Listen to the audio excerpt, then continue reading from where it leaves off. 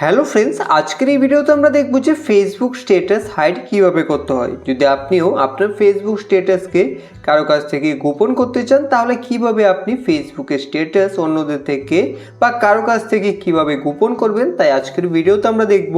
তাই ভিডিওটাকে স্কিপ না করে শেষ পর্যন্ত দেখে নেবেন।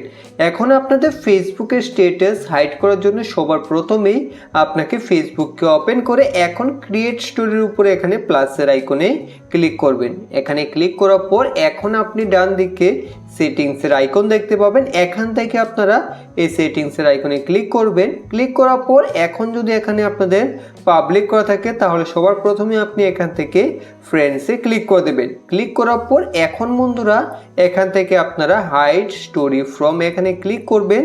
এখন আপনার ফ্রেন্ড লিস্টে থাকা সকল নাম এখানে চলে আসবে। এখন এখান থেকে আপনি যাদের থেকে আপনার স্ট্যাটাসকে গোপন করতে চান সেই নামগুলোকে আপনি এক এক করে এখান থেকে সিলেক্ট করে নেবেন।